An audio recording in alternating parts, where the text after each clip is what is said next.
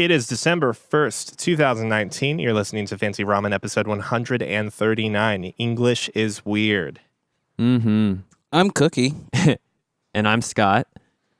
And I'm Neil. And today we talk about English, the superior language.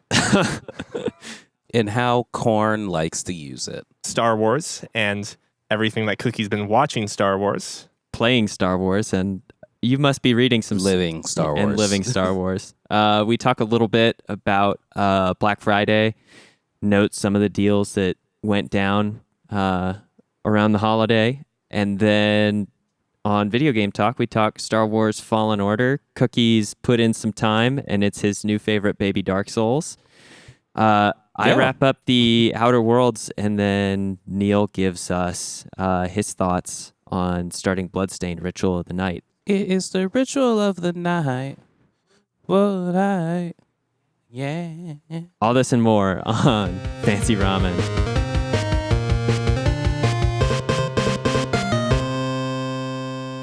Have you actually listened to Twist by Korn? Nah. It's kind of awesome. All right. Just gonna I'm throw going it to out play there. it real quick. Just gonna throw it out there. Like, the first minute is just pure audio gold.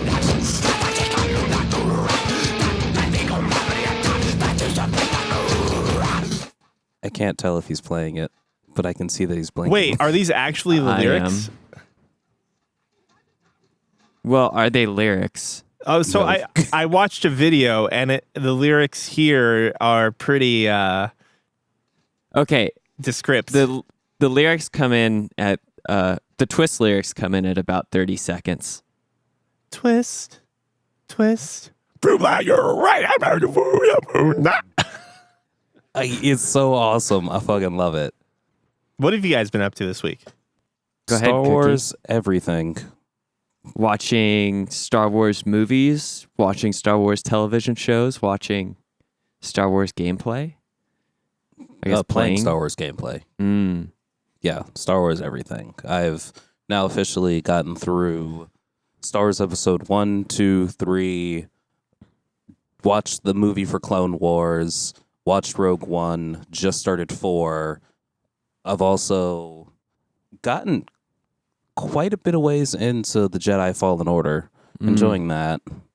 Just Star Wars everything. So are you watching every single one of the movies that's been released in anticipation for the final trilogy? What is it? It's the third movie in the third final trilogy. So I would like to call it the Ultimate Trilogy. Capstone. I don't know about that, Scott. I believe some people would argue that the Ultimate Trilogy is episodes 4 through 6. No, what I'm saying is each saying it's the trilogy is of the 3 trilogy. movies, and each 3-movie cluster creates a like meta trilogy. I don't as know well. about that, Scott, because the Clone Wars movies are clearly defined in 3 arcs to complete the trifecta of trilogies. Wait, I don't understand that either. I also don't understand. I'm that just one. being a combative, passionate Are there fan right now. movies that I'm forgetting though? Dude, I don't know. I've never seen an episode of Clone Wars. Are you talking about the animated Clone Maybe? Wars that they did? No? Okay. Maybe I'm literally making shit up. Do not Oh, listen okay. Man, I so- like how you're taking on the role of combative Star Wars fanboy, but you're inviting that into the space by being wrong about your impression. You're doing double damage to me, Neil. But no, I'm not doing this in preparation of the new Star Wars movie. It's Okay. just kind of... Because you're not going to see that. I will. Oh. I'm watching all the other ones. I really wanted you to commit to being like, yeah, I'm not really into it, though. It's not my thing. It is something to do while I'm at work at this point, except for the Star Wars video game. I'm not playing that at work. Barring The Mandalorian, I'm assuming you've seen all of these things before, right? Like episodes 1 through 3. I saw episodes 1 through 3, 4, 5, and 6. I had to finish up doing Clone Wars after I finished 4, 5, and 6. Then I'm going into Rebels, which I have not seen, which is it's an animated series. Okay. So you are doing all of it. All of it. Damn, dude. Is this a mistake? Yes. Do I regret it? Meh. But it's something to do while I'm at work. Right. And I mean, you're working at the same time. You're not committing all of your attention and energy to the films. So Correct. As my brother said yesterday, why are you doing this? This is stupid. Then I told him, oh, I'm doing this while I'm at work. He's like, oh, okay, yeah, that's fine. yeah. It just automatically becomes fine when it's like, oh, you're multitasking at work. You're not just going home and sitting down and watching Star Wars and its awfulness. I mean, I'm glad he's looking out for you. But besides that, this week it's been lots of Star Wars and 3 Thanksgivings. All Have you right. gained No a need to bunch of brag weight? on the ultimate not. trilogy. So yes, there was Lizzie's family's Thanksgiving on Thanksgiving. Black Friday was filled with my friend Ryan's Friendsgiving. And then Saturday was a day of football and my family's Thanksgiving. So you had to sacrifice all of your consumerist frenzy shopping on Friday to have a Friendsgiving? And work. I had to work on Friday. Oh, really? But yuck. Stock market's open. I got to work. Yeah. But no, I wasn't really feeling much for Black Friday shopping. I got all my Black Friday shopping done the week prior because I ended up buying a new cell phone for their early Black Friday deal. I ended up grabbing the Star Wars game and also decided to pick up God of War. Cookie, those sound like a lot of things for yourself. What have you been doing for others? No, I just assumed the season. I thought the season of giving is Christmas. Well, I thought Black Friday was the time that you went out and bought gifts for the cheap. Except there were no Nintendo Switch Lite deals. and Not the really. And the Nintendo Switch deal was the one from last year, doing last year's models. You mean the Mario Kart with the original model with the reduced battery? reduced battery and the issue with the Joy-Cons? Yeah. What I remember reading was that even the new versions of the Joy-Cons still have the same problem. Oh, okay. So I don't know if that's true or not because, let's be real, I play with a Pro Controller almost all the time. Which only has like 70 hours of battery life on it. Which I bet it's actually more than that now because I've played Breath of the Wild and I'm probably 45 to 60 hours in on the Alliance Alive, and I have Fire Emblem. So And you hadn't charged it? sorry. You're talking about how great the battery life is. Yes. Yeah, no, it is really good. I thought you were talking about just the fact that I've only used it that much. No. Those Pro controllers, I have one too that I use quite a bit. And that thing, like, it's the first controller that's it's helped me overcome my trust issues with my PlayStation controllers and whatnot. Always like draining battery after one long play session. It's the first controller that charges the Switch for you. PlayStation Not really. controllers are wireless? Yeah. you know, though, I actually have not had as bad of an experience with my PlayStation 4 controller compared to most people, and I'm not sure exactly why that is. Maybe it's because I'm 1 How long foot are your away. play sessions? Yeah, I was what are gonna your say, play sessions? How long are your play sessions, and are you just charging it after every play session? So Because if you're charging after every play session, you're good. my sessions with the DS4, when I'm using it for the PlayStation CV or the PlayStation 4, tend to be probably 3 to 4 hours, according to my stream clock or my stream times. I guess that is the caveat. I'll use it with my PC, and because I don't use it wirelessly through the PC, I always plug it in, so it probably just It's always charges to charging. max every time I plug it into that. Yep. But I also haven't been That'll do playing it. too many PC games lately, and the only one I have been doing, you would not need a controller for.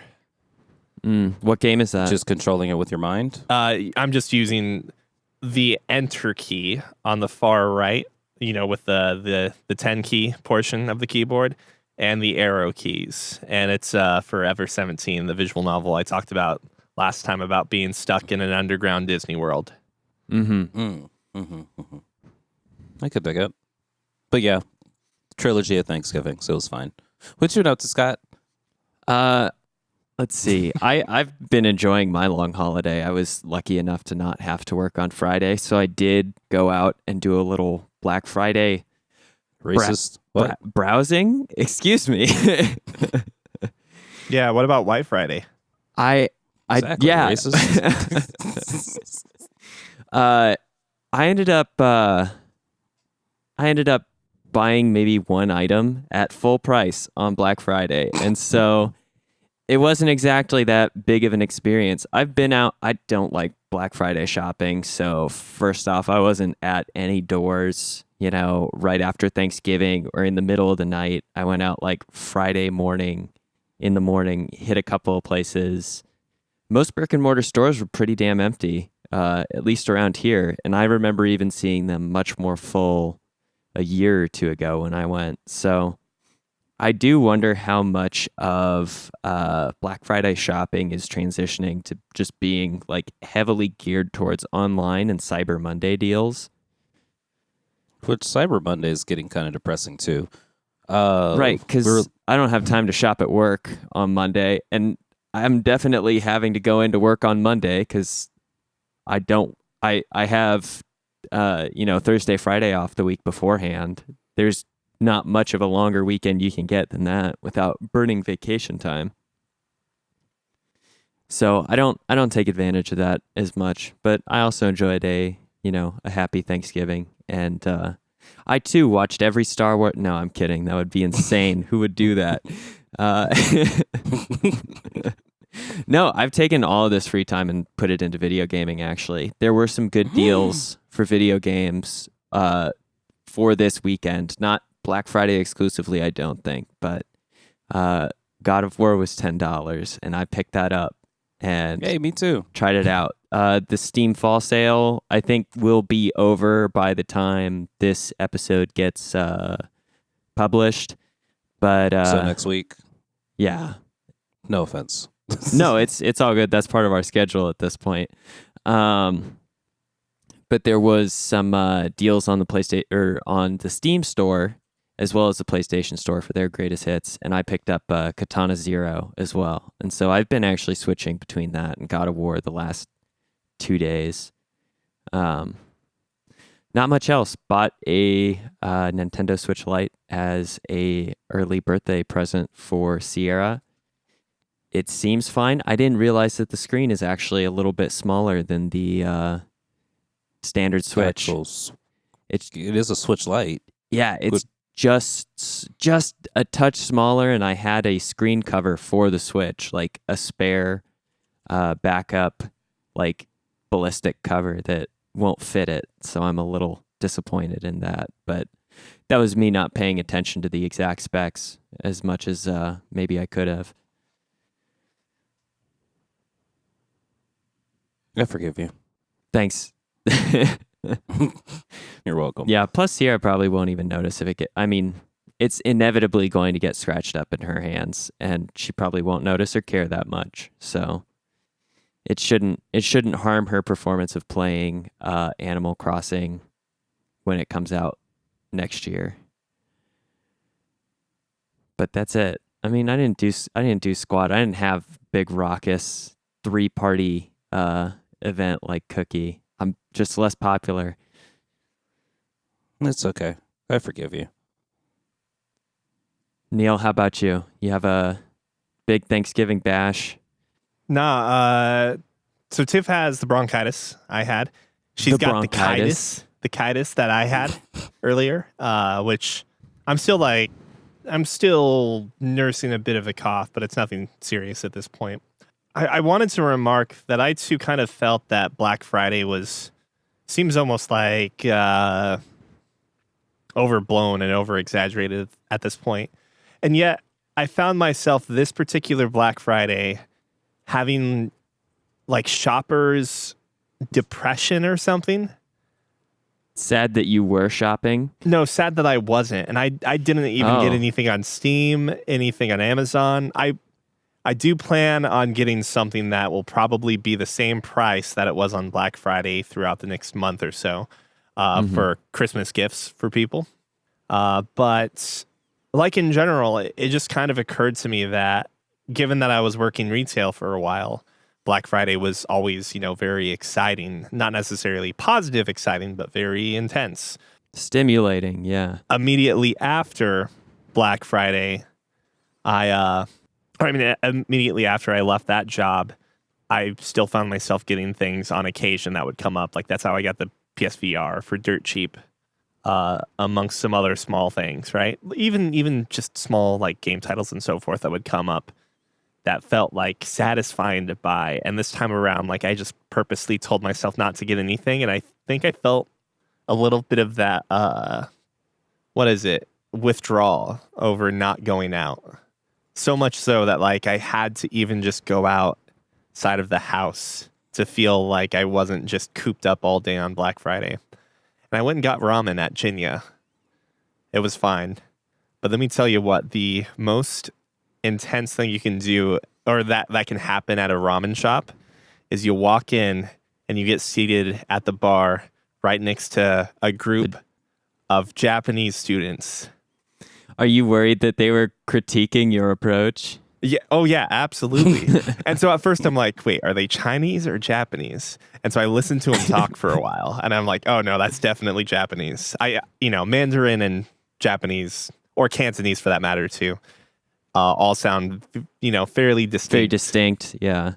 So as soon as I realized that they were Japanese, and then it occurred to me that there were like a shit ton of Japanese, I'm assuming, foreign exchange students, or like foreign students studying at UNO or whatever universities they might be at. Mm-hmm. Probably half of the patrons there at the time were Japanese or Asian.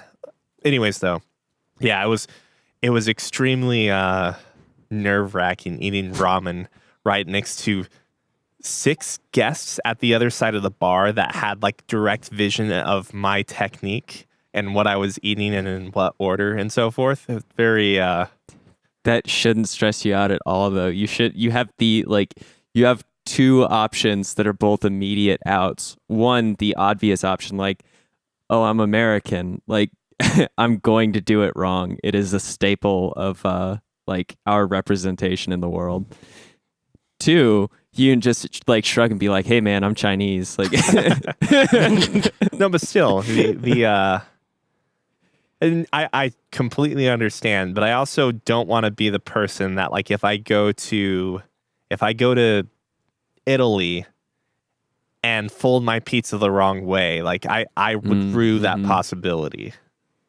You fold your pizza? Yeah, if you're getting a Neapolitan style pizza, there's you like fold it. You do fold it because it's usually cooked for about a minute.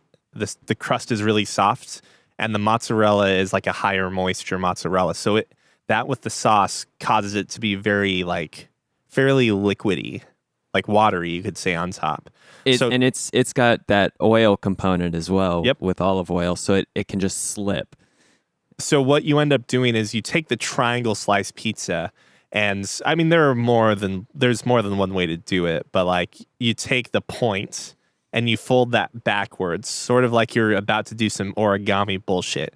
And so now that you have a trapezoid, yes, it's a trapezoid. you would then fold the trapezoid lengthwise together, and so Which that gives way you just a polyhedron. And that way, the liquid from the sauce and cheese and oil and so forth doesn't just slip off the pizza or fall off at the end. And you just take a big ass bite of it from there. Oh, I guess it's a polygon and not a polyhedron. What you have informed me is if I ever make it to Italy, I'm just never having pizza. Thank you. Thank you for making that difficult. I mean, it's not like people would probably chastise you for it, but I'm also self-conscious about those things. So straight down to the point where I don't think I'm ever going to forget. It's not like I think about it poorly because I'm never going to run into these people again. But the first time I had edamame, I thought you just ate the whole pod, which I have been told by a lot of people that that's also what they thought. And it leads for like a very unpleasant situation. I think that's probably a carryover from people eating like sugar snap peas and pea pods. Yeah, exactly. Definitely. Yeah, so. also just a carryover from that one person fucking with that one guy, and that one guy just being like, you know what? Fuck everyone else. I'm going to fuck with everyone to make them feel the way I did. Yep. I can't And then be it just- alone. I need to bring others into my shame. Exactly. But I will say, I believe I performed extremely well under pressure. You got a thumbs up. Slept real fucking well. I didn't use the soup spoon. I just drank it straight from the bowl. I fucking conquered that bowl. I ate it in less than like 6 minutes. Less than maybe 5 minutes even. I don't know if that's an actual thing, but like No, ramen's a fast food. yeah, thing ramen is in totally Japan, so meant. you're good. I don't know if that's how everyone treats it, but I know that's how you're supposed to do it because ramen restaurants in Japan can be busy and you're just holding up fucking business if you don't eat it fast. We don't have that same thing, but you're right. That is like, why you brought your stop clock. yeah, exactly. I had my Smack it timer in on front my of phone. them and then showed them the time. Said, It's "How one of about those this?" chess clocks. Smack. They time the amount of time it takes for them to get me the food, and then I time the opposite. No, in any case, though, I felt it worth bringing up just because. It's in the name. Yes. Yes, it is. And this is the Fancy Ramen Podcast. If you can't talk about ramen here, where can you talk about it? Yep, Am I right? Absolutely. Absolutely. that's the most noteworthy thing I've done this week. So why don't we talk about video games? Unless there's anything else we need to cover. Nah, I realized I got grasshopper salt from Mexico. So I've been making a bunch of what is it? Huevos rancheros. I've had it for 2 days in a row. And honestly, I may make it again for lunch later today. Nice. What is grasshopper salt?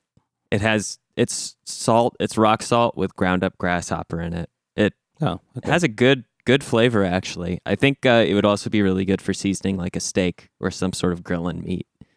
But I've used it with my beans that I've cooked for the huevos rancheros. I could dig it. Just had to match Neil's food contribution and your 3 successive food feasts. Didn't overeat once. Proud of myself. That is the secret, man. I did the same thing this time. I filled my plate once and then went back and just got a very small helping of the things that I liked. Filled plate? Didn't fill my plate a single time. Well, I was just like, you know what? I'm going to get this, and this for now, and I will just go back because there's going to be plenty of food. not all of us can show that kind of restraint. My respect for you has just tripled. Yes. One for each Thanksgiving meal you had. And the trilogies continue. All right. Games wise, what have you guys been up to? As I mentioned a little bit earlier, I've been playing the Star Wars Fallen Order. So I've been using oh my god, I forgot what his name is. I just want to keep calling him Gay Jesus. Cuz the character he plays in the show on Netflix where he is a Gallagher, he like starts running a religion and everyone calls him Gay Jesus because his character is gay and he's very into Christianity. It's an entire thing. Either way. Yeah, he plays Ian? Yeah, he plays Ian on the God, what is that show called? Doesn't matter. Was it Shameless? Is that what you're Shameless. talking about? Yeah. Okay. Yeah, main character from Shameless is now a Jedi, officially named Cal. Cow? Drogo? Cal. C-A-L. Oh, C-A-L. Okay. Well, that's too bad. I thought Cow would be a great name for a protagonist. But it's nice. I like it. The elements, the things that make this game unique for a Star Wars game are going to be some things that you guys are used to. So instead of bonfires or whatever the bonfire type thing is in, I almost said Dark Souls. Oh, Bloodborne. Bloodborne has lanterns and Sekiro has Jizo Buddhist statues. Yes, this one has meditation spots. So more Jizo Buddhist statues.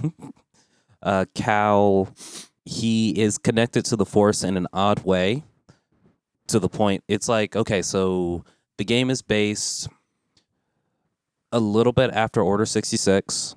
Okay. So it's between episodes 3 and 4. Mm-hmm. So most of the Jedi have been killed. It's before Rogue One. I can say that because Norman Reedus, who is in Rogue One, is much older in Rogue One than he is in this game. Oh, Norman Reedus, Forrest Whitaker. Oh God! I wouldn't have known the difference. How could you have not known the difference? You've been watching Norman Reedus pee now for like 2 weeks straight, playing Death Stranding. I never watched Rogue One, so if he was in it, I wouldn't have known. Norman Reedus was not in Rogue One, but Forrest Whitaker was in Rogue One, and he has a great Forrest Whitaker eye in Rogue One, and they gave him the Forrest Whitaker eye in this game, but he's much younger, so it's sometime in between Episode 3 and Rogue One, which is right before Episode 4, like 5 minutes before Episode 4 is when Rogue One happens. But you are Cal trying to find I guess, slight spoilers on what he's actually doing as a Jedi who was in hiding for 6 years. So yeah, I guess it was actually about 6 years after the Order 66. Mm-hmm. So 6 years after Episode 3. Cal is in hiding. He gets found, and he is now on a journey with some compatriots trying to find a list of Force-sensitive children to hopefully restart the Jedi Order. Good news, bad news. Good news is we know exactly how this ends. Bad news is he we know fails. exactly how this ends. He fails. fails. He may succeed, but ultimately he fails. But ultimately, this does not happen. At the end of the day, Vader kills all the Jedi, right? Nah, just a huge, huge chunk of Jedi. He then spends a little bit of time, because I want to say the Force Unleashed might be canon now as well. Mm-hmm. But it also might not be canon. I don't know what's canon anymore. But either way, the Vader not only kills a bunch of Jedi, but a bunch of Jedi are still in hiding, because you got to think about it this way. Old Ben was still available for Luke. Freaking Yoda was still available for Luke. Now old Yoda, thanks to the Mandalorian. Oh, the Mandalorian's after Episode 6. Because the Empire has fallen already in The Mandalorian. Slight spoilers for The Mandalorian. On the first episode, someone tries to pay the Mando bounty hunter, tries to pay him in Empire credits. And he's like, the Empire's gone. And the other dude's like, it still spins. He's like, nah, well, I can only pay you half as much in valid credits. He's like, yeah, I'll take the half as much, because they're Empire valid. Credits. When valid is in the name of the credits, you want that. Wait, but I thought The Mandalorian was like a prequel to... Apparently The Empire's not. gone, and yeah, the Empire is already gone in The Mandalorian. At what? When does The Mandalorian happen timeline-wise? It's sometime after Episode 6, because Episode 6 is the end of the Empire. But what about Baby Yoda? So that's not the first Yoda species thing we've seen before. Oh, okay. Yaddle So is an episode. it's literally not Yoda when people say Baby Yoda all over the fucking place. Yeah. Yes, okay. we just don't. The race is officially called Yoda's race. Because fucking George Lucas doesn't want to give the race a name. But in Legends, before they did the whole like canon thing, at 50, a Yodeling would be fully grown and matured at age 50. Mm-hmm. But now I guess in canon, at the age of 50, Baby Yoda is not. 50 is still very young for these beings that can go. Oh God, I think Yoda was like over 1,000 years old by episode 3 or 4. 1,000 I was. But yeah, so no, it is not actually Baby Yoda. It is just a Yoda-ling, because Yoda's entire race looks like that. A Yodlet. Yeah, little Yodelet. So it's not a Baby Yoda. Yeah, I'm sorry to burst your bubble. But either way, so far the journey as a Jedi has been real good. Like, you don't feel overpowered ever, but you also don't feel completely like outmatched, unless you're supposed to feel completely outmatched. But even those feel like this fight could go either way. Like, I had a miss button input on one of the deaths I just recently took. So usually it says revive, but when I had a missed input on this specific death on fighting a enemy I had never fought before, it said awaken. And I was like, ooh. Turns out I had been captured by a bounty hunter to fight to do some gladiatory fights, because the person who drives my ship owes someone a lot of money, which I did not know about until it happens. So when you like finish up with your gladiatorial combat, are your deeds just like settled, or is it a story beat that you like break out of the Space Coliseum? Broke out of the Space Coliseum. Okay. It was, and it's very much like, as we're breaking out, the guy who runs it is like, crap, I will hunt you down. This won't be the last time you hear from me. So it's like, oh, okay, I guess so I guess whenever I see any kind of bounty hunters from now on, I just now know that I've got to deal with that shit now. Yeah, and they'll throw you in the Coliseum. But yeah, no, so far you unlock your powers little by little.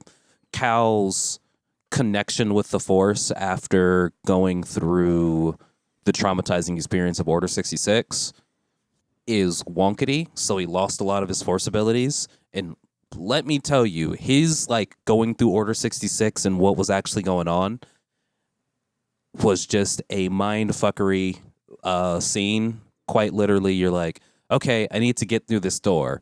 The door opens, and you're trying to get through it, and then you go down a hallway, then you're blocked by another door. You can't open that door, so you turn around, all of a sudden you're on the fucking Death Star. Or inside of an Imperial ship, and then you're just walking down that hallway, and then the hallway does that weird time-space bendy thing that hallways do in films, where they just get exponentially longer. Did that for a little bit. And then all of a sudden you're force grabbed and force pulled through a bunch of doors, and crazy things happen. You get to see Vader for about half a second. Then your master comes in and says, "Run, Cal, run!" And you run, never to look back again. So you lose connection with the Force. And if he doesn't concentrate while meditating, weird things happen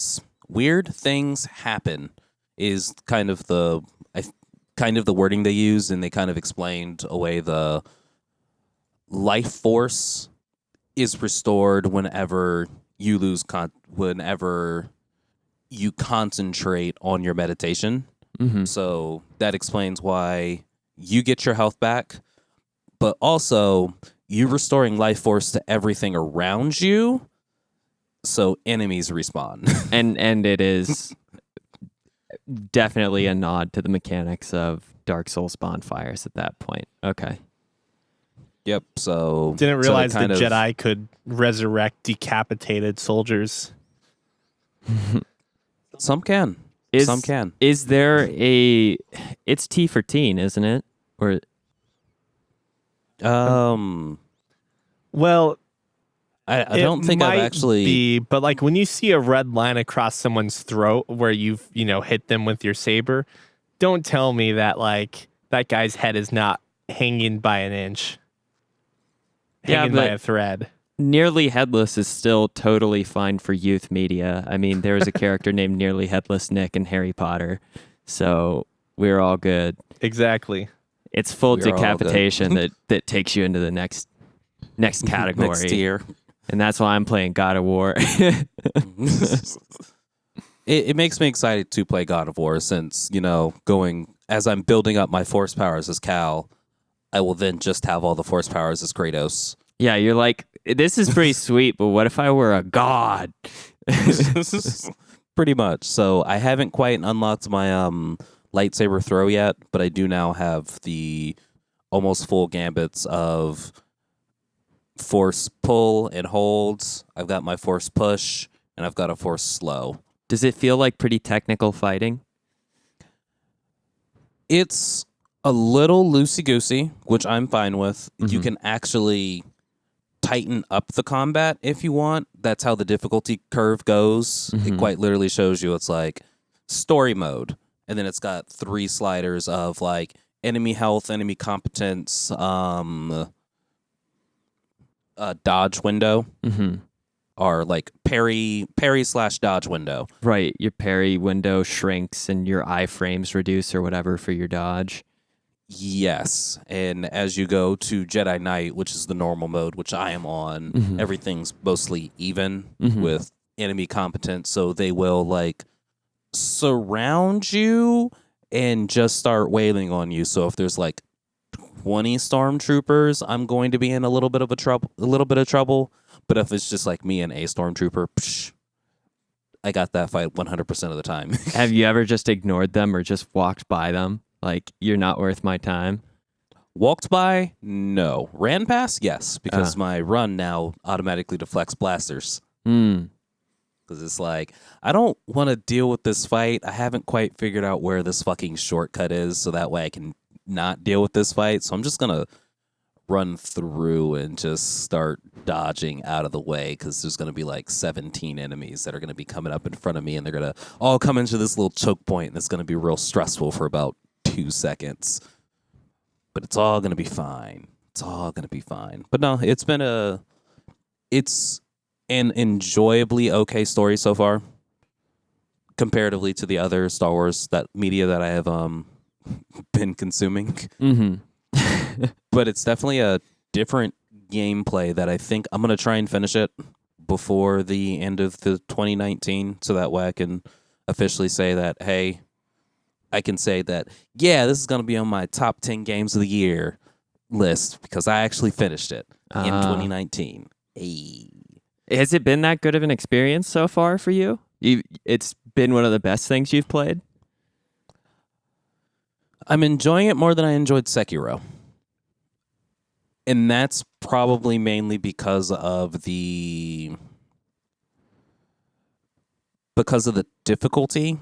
So like with Sekiro, every moment was very much tense, which I don't really like about most games. I actually put Sekiro on the easiest setting and everything was still kind of tense for me.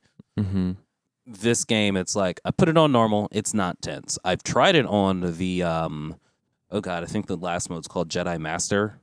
Everything is very tense.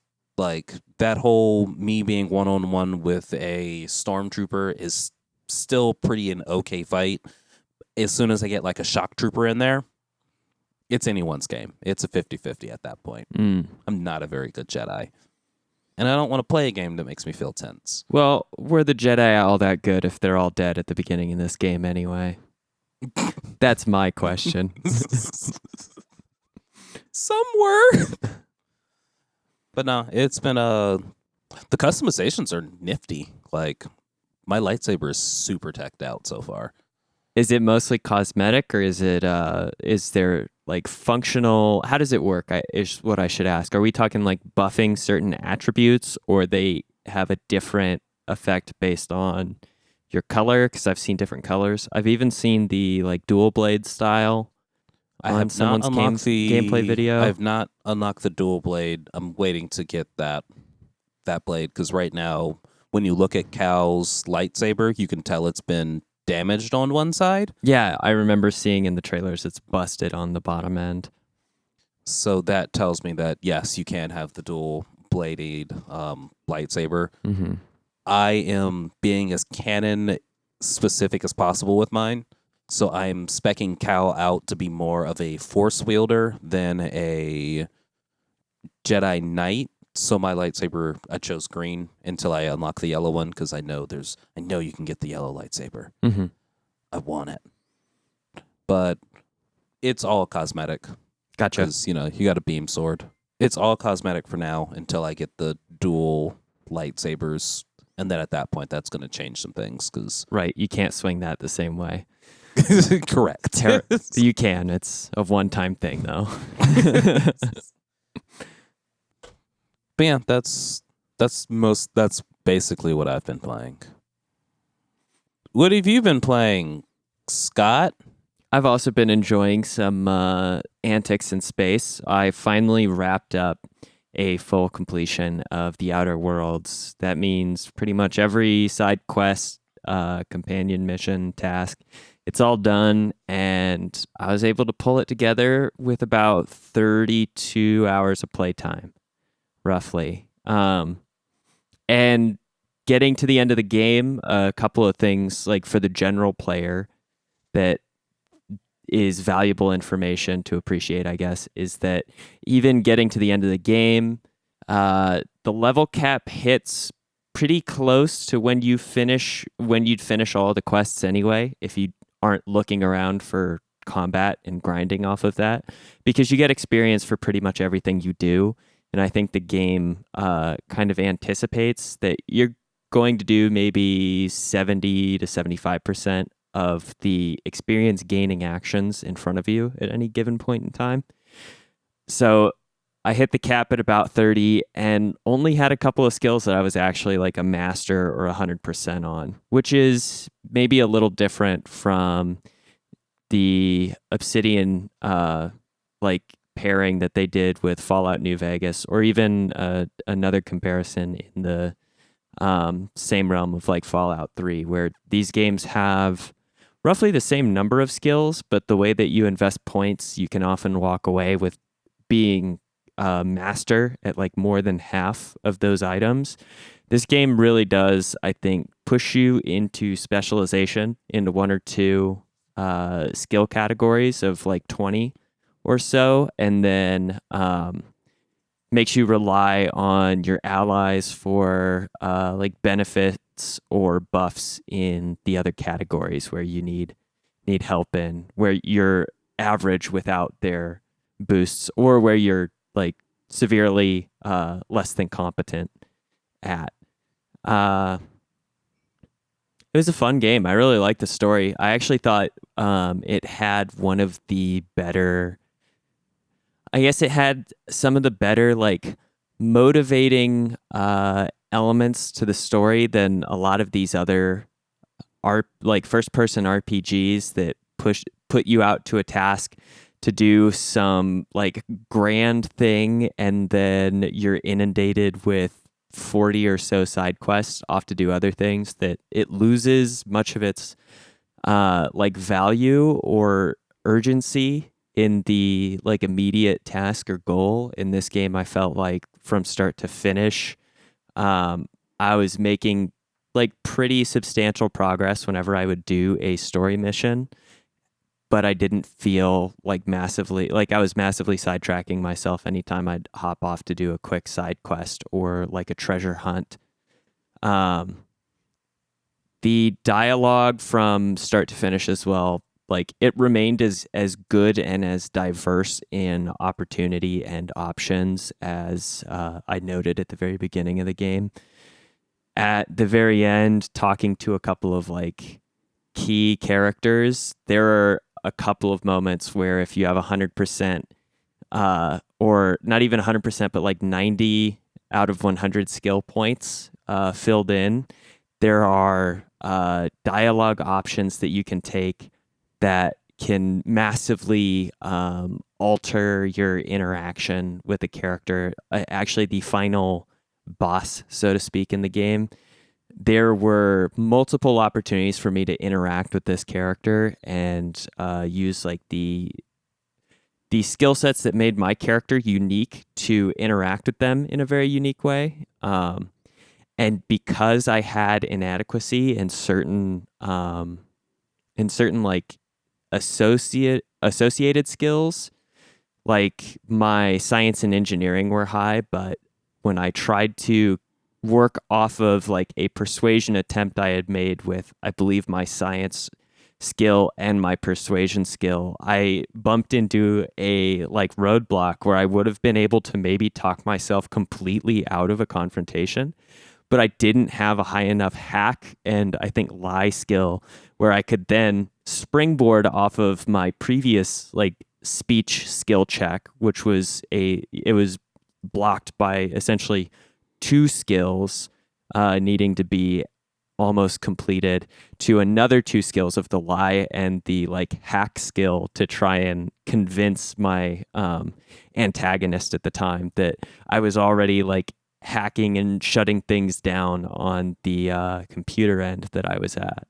Like it was the first time I think I've seen in a game where having the like prerequisite skill for one speech check did not mean success on the rest of the conversation, or like didn't get me all the way to what I needed or wanted to achieve in the dialogue, which I thought was actually really cool. I was disappointed that I couldn't satisfy it, but just the fact that like I could get a bluff going, but then I couldn't actually finish on it and capitalize was really impressive to me, that there was that much complexity in the dialogue. And that's the thing that makes this game shine a lot is, right, the dialogue and the interaction with characters is very good.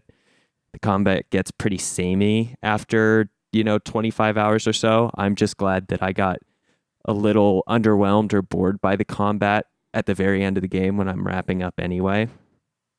Otherwise, if it didn't have that element operating so strongly, I may have actually given up on it, even though I think it's a very good game. It's just sometimes hard to experience the same kind of like interaction with the game space over and over, especially when you're a character like mine who is equipped with a couple of like science weapons, but doesn't actually, my character was never built to do like very good damage or excel in combat in the first place, which made the encounters also pretty simple.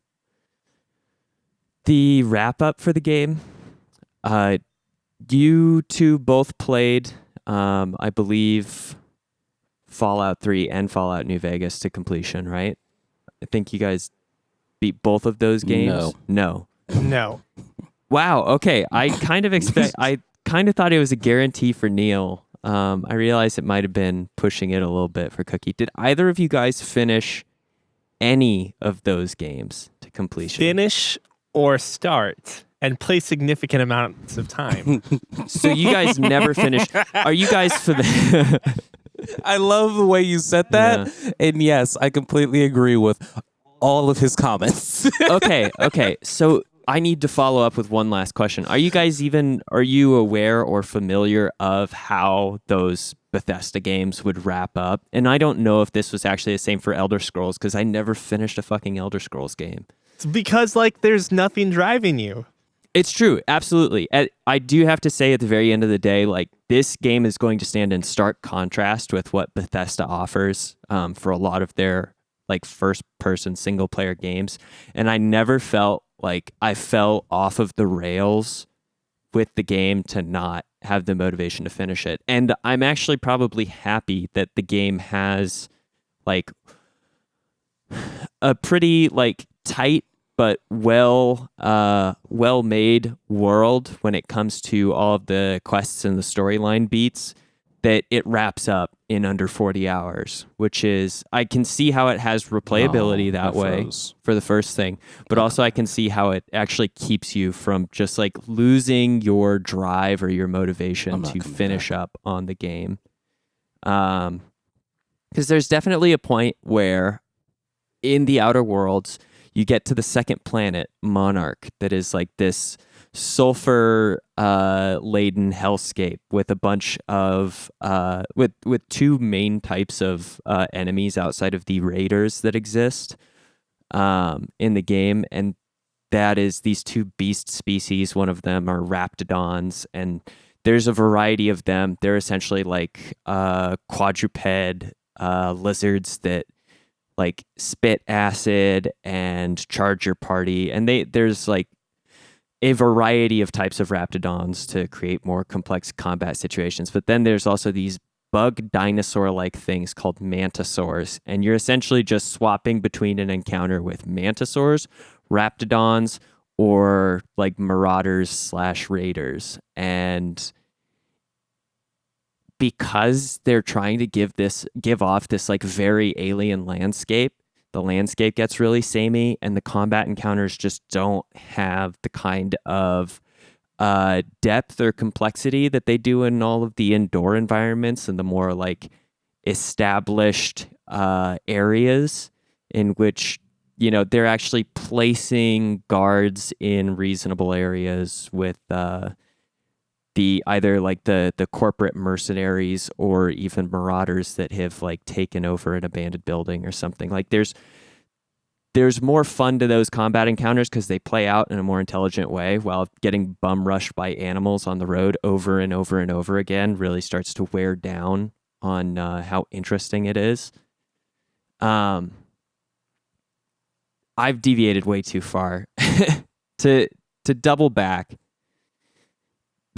the game ends in a similar way to these old Fallout games, and by old I guess I mean Fallout 3 and Fallout New Vegas. Not the originals had this feature as well, but it ends in a way that is more familiar to the quality of the original Fallout and Fallout 2, where you get a wrap up that gives you kind of the breakdown of what happened in each like environment or society that you touched upon your journey, while Fallout 3 and New Vegas gave you a pretty simple, maybe like 1 minute long synopsis of what happened after the like lone wanderer, or maybe it's not lone wanderer, the vault dweller. I forget what they call each character in these games, or the courier in New Vegas. There's normally a very quick overlap, like here's what happened to your allies that you didn't completely make enemies of, and like here's what happened in these two main communities that you interacted with in like the second half of the game. This one addressed almost every major choice that you made, and it's probably like 4 to 5 minutes of synopsis going in, like addressing each one of your companions individually, addressing each like settlement and community you interacted with, and the variety of ways that you could impact a community or settlement were very interesting as well. Like the synopsis was very enjoyable for me to also motivate a second playthrough at some point in time, because I realized only at the very end of the game, like a decision that I had made was probably not the right decision or the most like morally or ethically sound, even though at the time it seemed like it was the right choice, which is very satisfying as well, to think that I played the game convinced that I was going to play it as much of a good guy as possible, like trying to do the best in all situations and realizing my shortcomings and failures at the very end. Like there were indications that I may not have made the right choice in game while I was playing down the line, but to have everything wrapped up and very like well presented with the consequences on the long term played out and described was very satisfying in the game as well. I'd have to say it was a really fun experience. Nice. Did you? Yeah, I don't have any other way to ask. Because did you end up watching the speed run after you finished? I heard about the 12-minute speed run. I have not watched it yet. I figured I would finish the game before I watched it. And since I think I just wrapped it up on. Oh no, I wrapped it up Thursday morning actually. So I've had plenty of time to do it, and I've just forgotten to do so as my homework for this. Is the speed run without spoilers? I don't think it exploits anything. Is the speed run sort of similar to the Far Cry 4 speed run? I have not seen the Far Cry 4 speed what run. I'm assuming is the Far Cry 4 speed run. The Far Cry 4 speedrun, to give context for anyone who hasn't played or isn't aware. Spoilers. Yes, potentially. This is a big spoiler. I also haven't played Far Cry 4, so it can't be too big of a spoiler if you haven't played. the main antagonist in the game asks your main character to like wait a second, like hang out here for just a second. I'll be right back. It'll be 5 minutes, I swear. And he leaves. And so the game progresses with the assumption that your character leaves the area and somehow that like that's what develops the antagonism between you and the antagonist in the game. If you do just hang out for 5 minutes and just or don't I think do it's anything, even 11 minutes or something, like not doing anything. It's a good chunk of time that you have to wait. If you hang out for a long enough period of time, the main villain returns and is just like, cool, thank you for waiting. Let's get all of this sorted out. And that ends the game. And they actually have something really similar to that in Far Cry 5 as well, I think. You played this, Cookie. You go in to arrest the like pastor, right? I don't know if he's a pastor, the cult leader. Yeah. If you don't arrest him, I also know that the game just kind of ends on that note. You're just like, we're not going to do this. Let's get the fuck out of here. And the game's over again. Like you essentially have to jump off the diving board. And if you don't, Ubisoft in those games has essentially created a plot backdoor to like still wrap things up. So it's not just like waiting forever for you to make the decision. They don't want it. They at least want to give you the like presentation that you have choice or that your choices mean something. Granted, that is to say you don't get to play the game if you make one of those choices, but does that happen Nice. as part of this 12-minute speed run? No. Okay. Sorry, you were going to explain like what the speed run is, then I take it, without spoiling? Basically, the speed run goes, you kind of ignore the first, like, the tutorial entirety of it. You get told your mission. You do the mission on the first planet. You get to the second area where your vehicle gets impounded. You get your vehicle unimpounded. You then steal a thing that you're supposed to do a lot of grindy loot stuff for. And then you sneak around a facility for a good couple of minutes. And then you... So this is slight spoilers. Okay. Then it's yeah. fine. Never mind then. Quick question for you, Cookie, because I think I can ask this question without actually elucidating any spoilers. Are you picking up a chemical compound at that lab space? Okay. Yeah. So what's happening here, Neil, is I think in the speedrun, they're most likely just optimizing a character to essentially overcome the like easiest barriers to completing the task. It would be it'd be kind of like if in the old Fallout games you were able to max your speech to a certain, like if you were able to take a really efficient way to max your speech and just run up to each character and then roll a success on the speech check, which is, you know, in Fallout 3 it's just a percentage chance. So you could essentially try and do a speed run where you have 33% success rate and you just talk to each character to get them to do what you want. Take the level ups and like run to the next objective to talk to said character without doing any actual like quest work. This is like, okay, I'm going to sneak through this back door that I know about now and pickpocket this item as opposed to doing the quest to get it.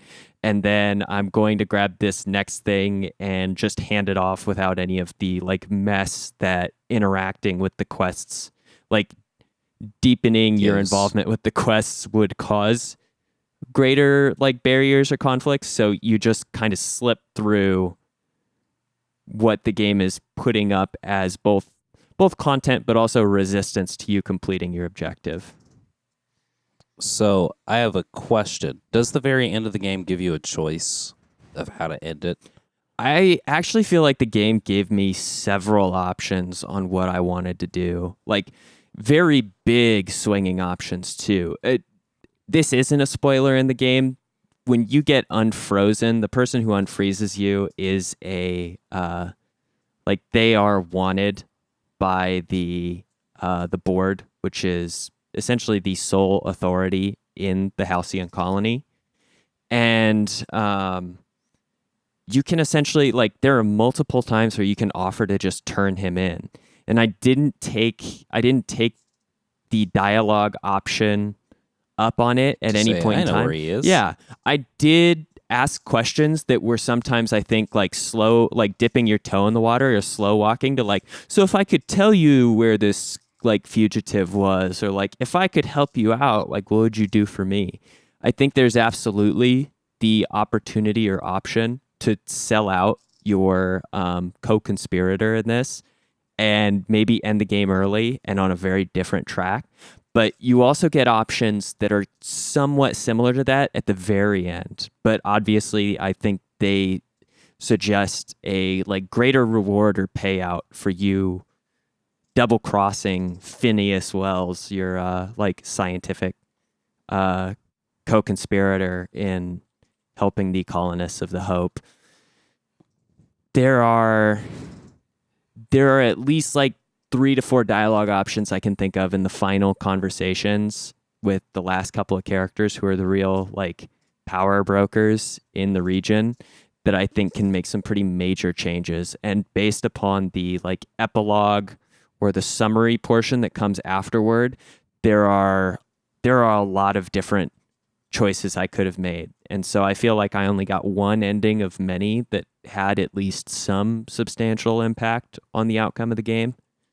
And I made some that I thought were like the best choice for the most sensible for the overall conclusion of the story. But like I lost a companion because I pissed them off with one of my choices that they otherwise they hadn't had any concerns or conflicts with me prior, but it was just such a like paradigm shifting decision that character just fucking left my party in the middle of the mission, and I had to play the rest of it with one man down.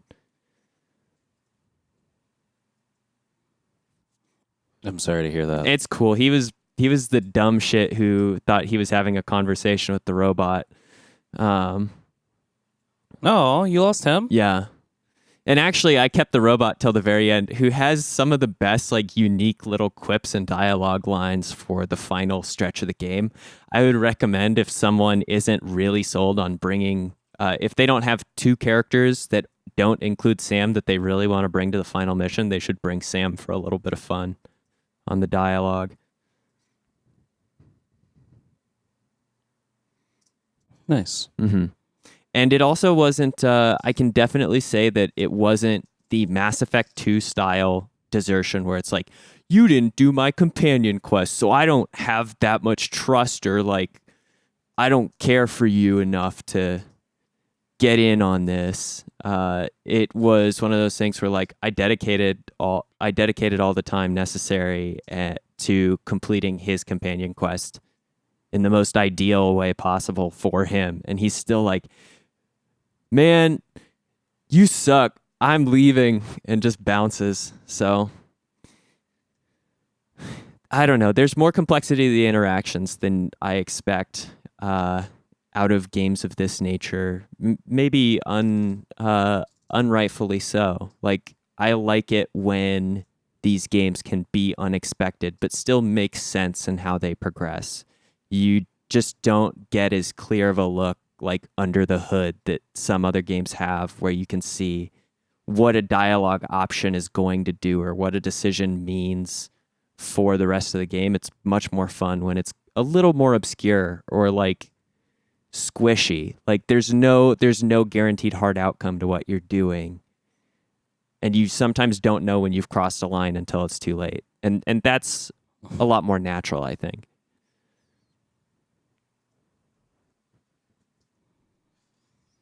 I could dig it. Neil, you might enjoy it. Cookie, 32 hours might be a lot of time to dedicate to a game like this. Oh yeah, I'm already done dedicating time to it. Yeah. I did not renew my You didn't renew your Xbox Pass or whatever? I did not renew my Xbox Game Pass. One day I will renew it. With the Scarlet? Nope, just with my computer. Oh. Yeah. In 2020, I'll play it when it hits Steam, I'm sure. I think that's a good call. I think that's probably a good choice. Science weapons one last note for anybody who is playing the game or will play it later. There are, I think, 5 total science weapons in the game that operate on completely different rules than any of the other weapons that exist in the game. They do weird shit with the physics engine, whether that's like remove gravity from a like small space or shrink enemies to debuff them so they get like physically much smaller and weaker, to an item that I think rearranges the face of the person that you smack with it.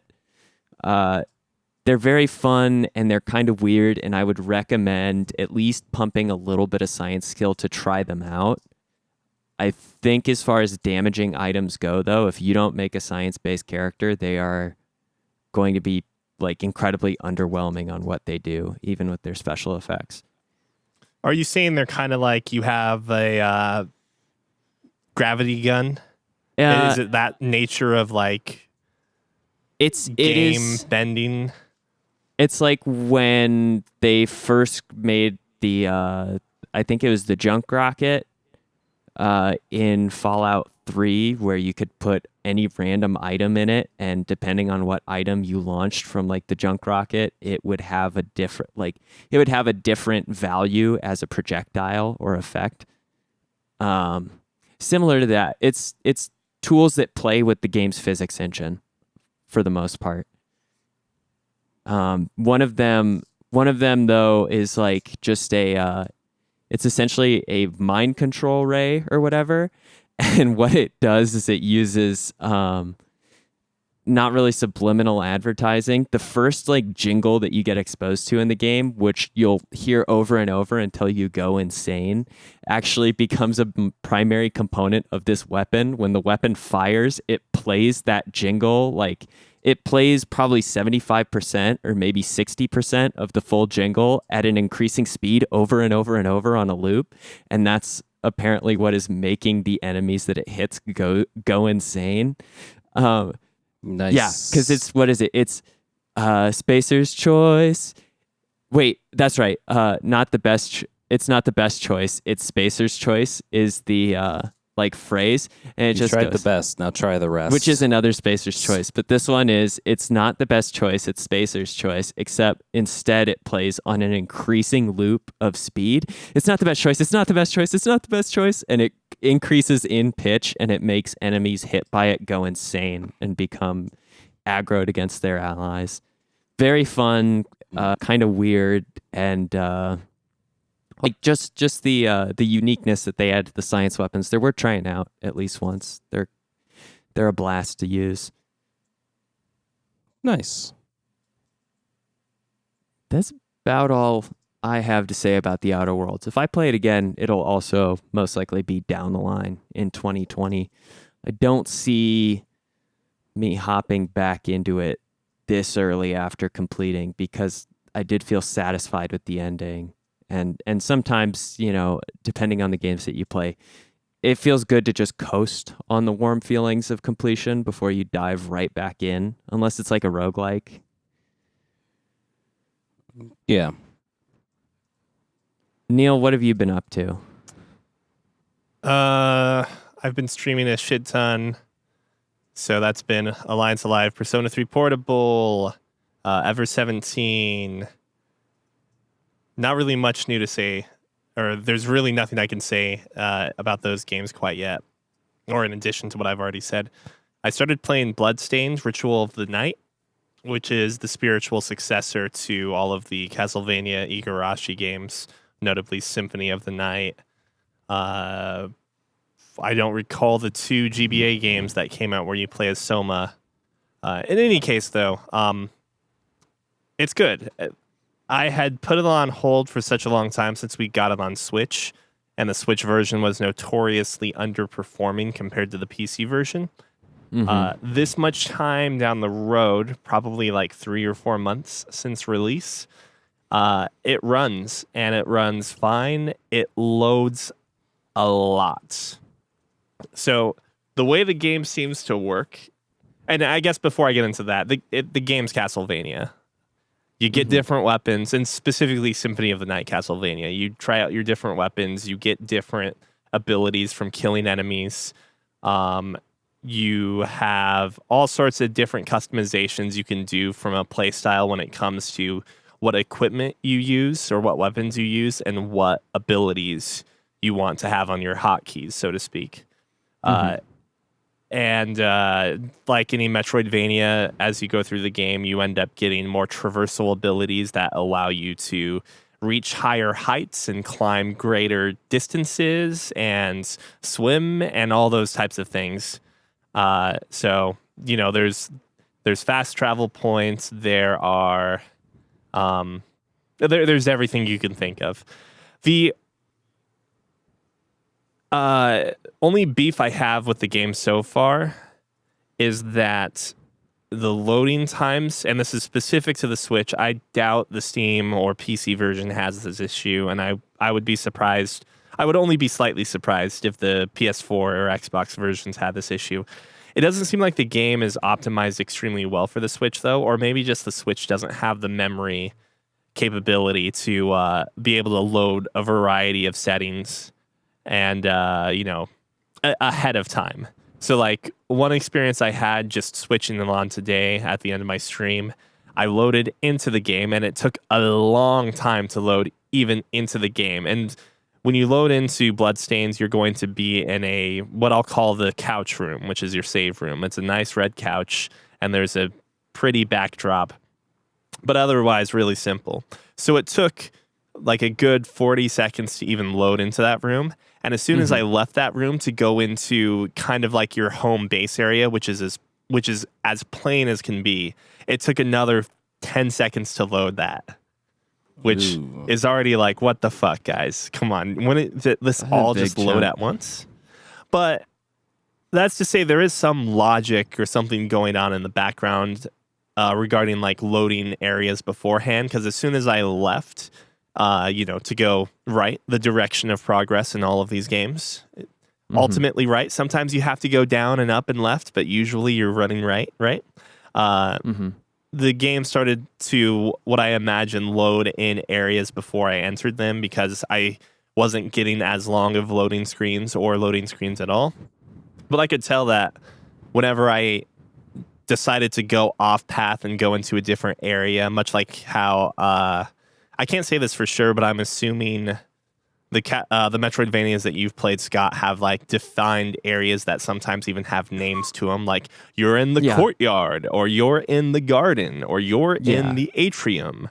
And they follow like a very tight, normally thematic design as well. Yes, like exactly. The art is going to change. Not only it's like aesthetic, but even just the color palette is going to be pretty dramatic or pronounced between them. Yeah, that's exactly it. And whenever I would, take a maybe less traveled path, or at least deemed by the logic of the game, I would then get hit with that load screen again. And I do occasionally come across periods where I will just hit a pause in the game where I'm like in the middle of combat and there's like a 1 second pause. And I think it's caused by the fact that Is it like a stutter or an overload? Well, so that's the thing. I think it was actually a correction or like a patch that they put in that would probably cause this, because I heard that there were stutters and frame drops and stuff on the Switch originally.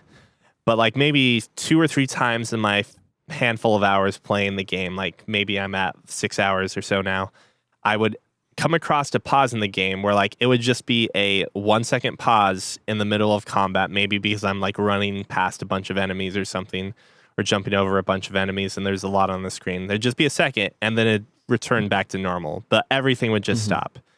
But then aside from those pauses, the game has felt otherwise fairly smooth. I think it's running at 30 frames a second. I could be wrong on Switch, at least going to a monitor. But other than that, excuse me. Other than that, like, I don't really know how I feel about the story or really the characters all that much yet. As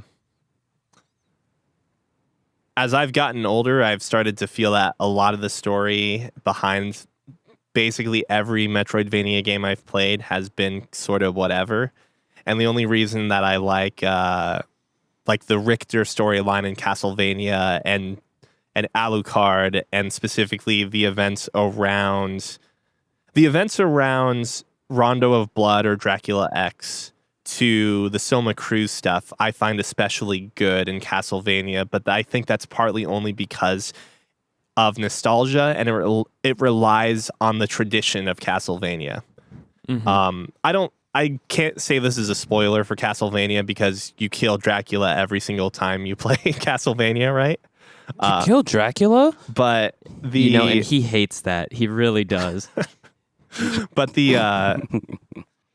one of the interesting tidbits about how Soma comes into play in oh my god, Aria of Sorrow and then something. I don't recall the exact names. Dawn of Sorrow and Aria of Sorrow. The starting point of those games is that Dracula is actually dead for good because Julius Belmont killed Dracula for good, which is like the biggest change in the Castlevania series, in like the 30 games they have or whatever. And so by nature of, liking Castlevania and knowing about this instance, I like the change in that story because it has developed off of all these other Castlevanias. I like Richter's storyline because he's kind of like a disgraced Belmont, or eventually becomes a disgraced Belmont, or you can go with whatever theories you want, but like Richter's storyline in general has a very interesting element to it, and Rondo of Blood / Dracula X are really just like leading points into Symphony of the Night. So like it's all based upon like this. The quality of storytelling is based upon having a catalog of games before it, right? Mm-hmm.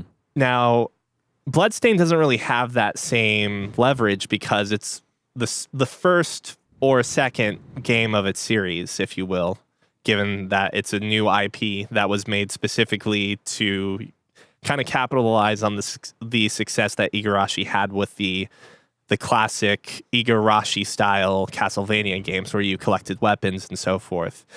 And so I'm kind of lost in this mindset that I want to like the story, but the first quote unquote game, if you want to call it a complete game, which was Curse of the Moon, which was like a NES styled game that came out as part of a Kickstarter bonus for Ritual of the Night. The story isn't really amazing or crazy or anything. It's good for what it is, which is a Nintendo style game. And Curse of the Moon is amazing, I think. I think when you are taking on that style of game that purposely keeps itself within the confinements of what is somewhat possible on Nintendo hardware, that game like really maximizes what you can do with it, although it obviously breaks some rules. But it's just a really well-made game, like a really, really well-made, like 5-hour experience that is then multiplied upon it with hidden mechanics. But my point, though, is that Ritual of the Night, I don't think right now is really living up to the story of Symphony of the Night or Dawn of Sorrow or Aria of Sorrow because it has no history to work off of. I feel it's a weird comparison, but I feel similar to Divinity Original Sin 2, where that if I had more backstory, I would probably appreciate that story more. But aside from an opening cutscene, much like this game, Bloodstained, Ritual of the Night, I don't have any past or history that I can delve into it. Is it giving you any access to like summaries or quick synopses of backstory in the game, though? Because like for Divinity, one argument you can make is that they at least have in this game just like books and books and books that'll give you a 1 to 2 page like little brief on history or context as you move through it. And I appreciate that in some games that you don't play the first or even, the like original progenitor game that might be a decade old at that point. It does, but I don't think it's maybe like a step above what they do in what's been done in Rogue Legacy. Oh, okay. Okay. So like you walk through and you see a bookshelf, and if you go up to the bookshelf, you can hit up, and it's a one page. And by one page, I mean like one page within your screen, not the whole screen. Yeah, but it's a paragraph on that one page. Yeah, basically of some random dude's recollection that might build up to something satisfying later on. You might figure out who the author is, but really it doesn't really do too much for me as of this point. If it weren't for the fact that the game itself is fun to play, and just like in Symphony of the Night, Aria of Sorrow, you purposely go back and forth killing monsters to see if you can get new abilities and so forth, and you have a level up system, and there's shops and so forth that you can buy new armor, and they also have kind of upped that aspect of it because a lot of your accessories and helmets and stuff will actually appear on your character, so you can get a little personable with your character's appearance, I guess. Mm-hmm. And those are all little fun things. I know that you can change your hair color and stuff, but like I don't think I've gotten to that point yet. There's a lot that this game has to offer, so I'm going to keep playing it, but I don't necessarily have like the fervent desire to complete it like I do with Ever 17 right now, which has absolutely no gameplay but is entirely, narrative. So I'm not sure when I'm going to get that much further in Bloodstained than I currently am. Well, then, I think Nice. if you want to write into the podcast, email us at podcast@fancyramen.com. Don't forget to watch Neil play all of these games that we are discussing, that he is discussing specifically at twitch.tv/fancyramen. I promise one day I'll also be streaming at Cookie Skimilk, CUKISKMILK. And Jay Frey, he is still all day. Please leave us a like or a 5-star review on whatever podcast platform you listen to us on, and tell a friend, tell a family member. It's the seasons of gatherings and get-togethers, so there are plenty of people who can listen to your terrible podcast recommendations that we'd be more than happy to fill. All right. Have a great week, everybody. Bye, guys. Bye.